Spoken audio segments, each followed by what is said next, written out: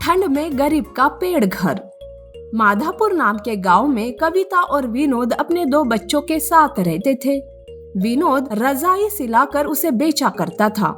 उसी मुनाफे से उसका घर चलता था।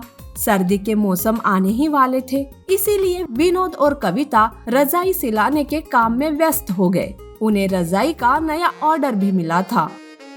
कविता, जल्दी जल्दी हाथ चलाओ, हमें रोज के 10 रजाई सिलाने होंगे, तभी तो हम अपना ऑर्डर पूरा कर पाएंगे। हमारे पास बस 7 दिन बाकी है। आप तो चिंता ही मत करो, मैं घर काम पूरा करके रजाई के काम पर लग जाऊंगी। और वैसे बच्चे भी मेरी मदद करते हैं। इस बार ऑर्डर के पैसों से घर की मरम्मत करते हैं। सर्दियों में बड़ी ठंड लगती है घर के अंदर। दोनों घर की मरम्मत के सपने देखते हुए काम पर लग जाते हैं। पर इस ऑर्डर की खबर मदन को पता चलती है। मदन उसका पड़ोसी कम, दुश्मन ज्यादा था। मदन हमेशा विनोद पर जलता था। इस बार ये ऑर्डर मैं पूरी करूंगा, तेरे हाथ कुछ नहीं लगने दूंगा विनोद। 7 दिनों के अंदर कविता और विनोद ने अपना रजाई का ऑर्डर पूरा कर दिया था। पर उस रात मदन वो सारी रजाइयाँ चुरा लेता है। विनोद रजाइयाँ न पाकर, अरे कविता, सारी की सारी रजाइयाँ गायब हो गई। लगता है किसी ने चुरा ली है रजाइयाँ। अरे बाप रे, अब क्या होगा जी? हमारा तो भारी नुकसान हो गया। अब ऑर्डर के एडवांस पैसे वापस करने पड़ेंगे। लगता है इस बार भी ठंड में ही गुजारा करना पड़ेगा। बेचारा विनोद ऑर्डर पूरा नहीं कर पाया, इसीलिए उसे एडवांस के सारे पैसे वापस करने पड़े। उसका बहुत बड़ा नुकसान हो गया था। तो इधर मदन वही रजाइयाँ उसी मालिक को बेचकर पैसे कमाता है। अब सर्दियों का मौसम शुरू हो गया। ठंडी बढ़ती जा रही थी। जैसे तैसे विनोद रजाइयाँ बेचकर घर चला रहा था। ऐसे में एक रात, पिताजी, बाहर की ठंड हवा घर के अंदर आ रही है। एक रजाई से भी ठंड नहीं जा रही है। तब विनोद बच्चे के ऊपर फिर से एक और रजाई ओढ़ देता है। बाहर कुछ लोग आग लगाकर सेक रहे थे। तभी तेज हवा के कारण आग की चिंगारी उड़कर विनोद के घर पर लग जाती है। उस चिंगारी से घर में आग पकड़ लेती है। घबराते हुए विनोद और कविता बच्चों को लेकर घर के बाहर आते हैं। उनके आंखों के सामने उनका घर जल जाता है। अब हम कहाँ जाएंगे जी इतनी ठंड में? एक काम करते हैं, चलो जंगल चलते हैं, वहीं पर कहीं ना कहीं ठिकाना मिल जाएगा। वो सारे जंगल की ओर बढ़ते हैं, पर रास्ते के बाजू में उन्हें एक बूढ़ी औरत ठंड से कांपते हुए सोई दिखाई देती है। तब विनोद किसी का न सोचते हुए अपनी एक रजाई उस बूढ़ी औरत के ऊपर ओढ़ देता है।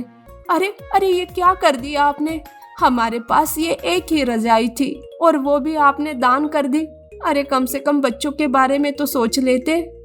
अरे कविता, देखा नहीं वो माँ जी कैसे कांप रही है? वैसे हम कुछ ना कुछ कर ही लेंगे ना। वो सारे जंगल पहुंच गए। वो एक बड़े से पेड़ के नीचे बैठ जाते हैं, पर जंगल में जंगली जानवरों का खतरा था और ऊपर से ठंड। इतने में शेर की दहाड़ गरजती है। बच्चे डर जाते हैं। पिताजी, शेर, वो हमें खा जाएगा। पिताजी, बचा लो हमें। तभी अचानक से उस पेड़ पर एक रोशनी गिरती है, जिससे उस पेड़ के ऊपर एक घर बन जाता है। ऊपर चढ़ने के लिए वहाँ सीढ़ियाँ भी बन जाती है, जिसे देखकर वो सारे खुश हो जाते हैं। वो उस पेड़ के घर में चले गए। अरे पिताजी, यहाँ तो ठंड ही नहीं लग रही है। पिताजी, अब तो जंगली जानवर का भी डर नहीं। मुझे लगता है ये सब आपकी वजह से हुआ। आप हमेशा दूसरों के बारे में सोचते हैं ना, तो ये भी उसी का ही फल है।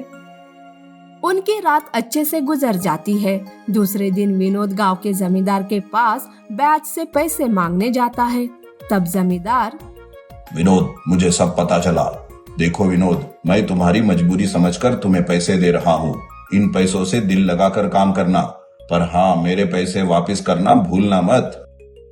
आपने मेरे एक कहने पर मुझे पैसे दिए, मैं आपका विश्वास कभी नहीं तोड़ूंगा जमींदार जी। विनोद रजाई बनाने का सारा सामान खरीद कर लाता है। फिर क्या, कविता रजाई बनाने लगती है तो विनोद उन्हें बाजार में बेचने लगता है। ऐसे में एक दिन मदन के घर में भी आग लग जाती है। उसका परिवार बेघर हो जाता है। वो परिवार को लेकर विनोद के पेड़ वाले घर के पास आता है और कहता है, विनोद, आज मैं भी बेघर हो गया। तुम्हारी ऑर्डर वाली रजाइयां मैंने ही चुरा कर बेची थी। मुझे माफ कर दो, मुझे मेरी किए की सजा मिल गई। चलता हूँ मैं। मदन इतनी रात ठंड में कहाँ जाएगा, वो भी परिवार को लेकर। मैं कुछ नहीं सुनने वाला। चलो मेरे साथ मेरे घर, हम मिलकर काम करेंगे और अपना घर भी ठीक करवा लेंगे। विनोद मदन को अपने पेड़ वाले घर में पनाह देता है। उस दिन से वो दोनों मिलकर रजाइयां सिलाने का काम करते और बेचते। इस तरह से उनकी गहरी दोस्ती हो जाती है और वो पैसे भी कमाने लगते हैं। उन्हीं पैसों से अब वो अपने घर को भी ठीक करवा लेते हैं। नीति: मुश्किलें कितनी भी आए, हार नहीं मानना चाहिए। नेकी और ईमानदारी के रास्ते से ही चलकर मुश्किल हल करना चाहिए।